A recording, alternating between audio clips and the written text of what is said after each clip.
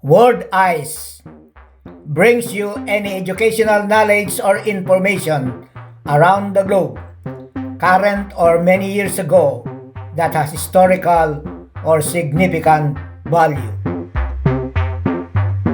It is your eyes to the world. When the trend of the time was to write and broadcast news as it happened on a day-to-day basis, Nellie Bly saw news reporting in another way.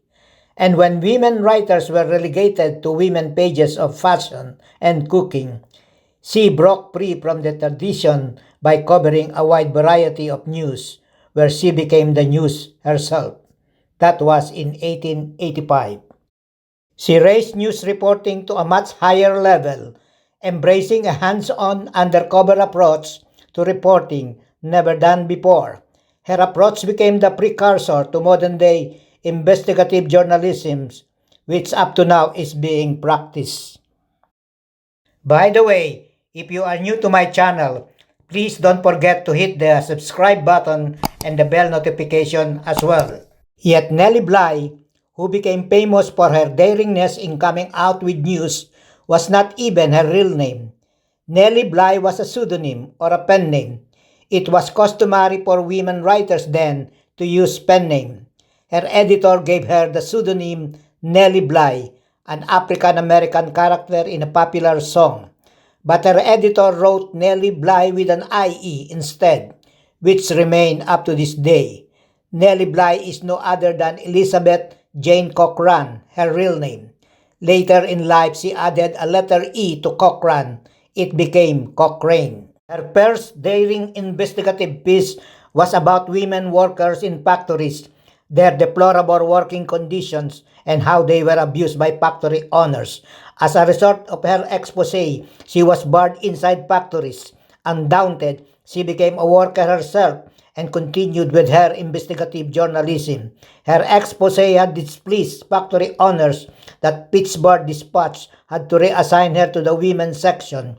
Bored with her assignment, she volunteered to be a foreign correspondent in Mexico and for 6 straight months wrote about the political corruption of the government and even went as far as criticizing the administration for having imprisoned a local journalist. Knowing she would be arrested, she went back to Pittsburgh and then to New York, where she found work with the Word. For her first assignment, she agreed to commit herself to a mental institution to write about the condition of the mental patients at Blackwell Island. To do it, she faked her mental illness that never would she had imagined being subjected to humiliating and inhuman treatment herself, the same physical and mental abuses suffered by patients. After 10 days in the madhouse, through the behest of her employer, she was released and came out with an expose that would greatly improve the treatment and conditions at the asylums. There are people out there who have no voice. I want to write for them. Time to empty your memory box.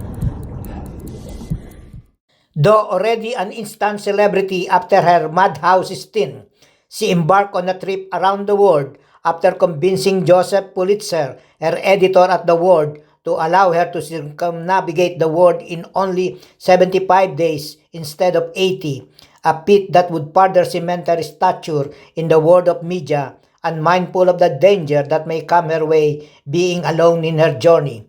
She only had a handbag that would last her for the duration of her journey. On November 14, 1889, she left the docks of Hoboken, New Jersey, traveled down the Hudson River, and steamed out into the Atlantic Ocean on board the Augusta Victoria that brought her to the English Channel. While docked at Southampton, she took a tugboat, then a special mail train to London, and finally to the city of Amiens, where she met Jules Verne, author of Around the World in 80 Days, upon his invitation. Then she went on to Italy for a 24-hour rest and proceeded to Egypt and China, all part of the British Empire, where she spent most of her journey. The journey stretched down to the Arabian coast, passed through the strait between Africa and Arabia, turning east towards Yemen, the port town of Aden, where she saw large bare mountain of wonderful height rising from the sea. After a month of non-stop travel, she took a break and disembarked in the harbor of Sri Lanka, formerly Ceylon. She stayed there for 5 days and experienced riding on rickshaws. She was amazed at the human power mode of transport. She stayed a few hours in Penang, Malaysia, and experienced a different language and people, mostly a blend of Malays and Chinese. While on her journey, a pandemic that started in May of 1889 in Bukhara, now known as Uzbekistan, was raging on.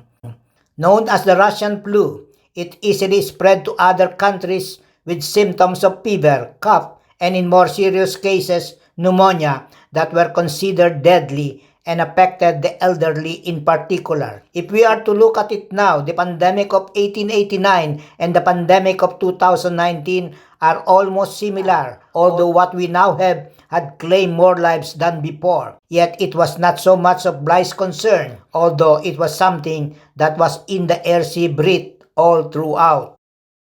In Singapore, she saw clean road she described as smooth as a ballroom floor, and found that the people were fond of chewing areca nut that made them look like they were drinking blood. In Hong Kong, she found the place thoroughly dirty, which she explained due to large population. At the Victoria Peak, she rode the Peak tram, which is still very much in use today. She was impressed by the view of the city and the bay below with its thousands of boats and sampans on the Victoria Harbour. On RMS Oceanic, she sailed to Yokohama, Japan, and was mesmerized with the grace of the geishas that she found so enchanting, where Japan's timeless sense of beauty and art had been infused with traditions such as the celebration of the blossoming of the cherry trees. Bad weather and rumor of smallpox drove the Oceanic to San Francisco, Oakland Harbor, that she almost didn't make it to New York in time. She left Oakland in a privately chartered train, rolled across from state to state, Chicago, Indiana, Ohio, West Virginia, Pennsylvania, and then finally on January 25, 1890, she completed her journey around the world in 72 days only, 3 days short of 75, when she pulled into the station in New Jersey. Thinking it was time to attend to her love life, she married a millionaire manufacturer 42 years older than her and changed her name from Cochrane to Seaman. She succeeded her husband's business upon his death, but ultimately lost everything when she failed to understand the financial aspect of the business. Like a true-blooded journalist, where news reporting was in her DNA, she went back to reporting and covered World War I to become the first woman and one of the first foreigners to visit the war zone between Serbia and Austria. She was mistaken for a British spy and got arrested. She died of pneumonia in 1922 at the age of 57.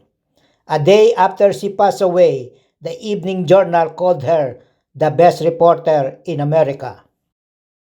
Her idea of investigative journalism that she pioneered still lives on today.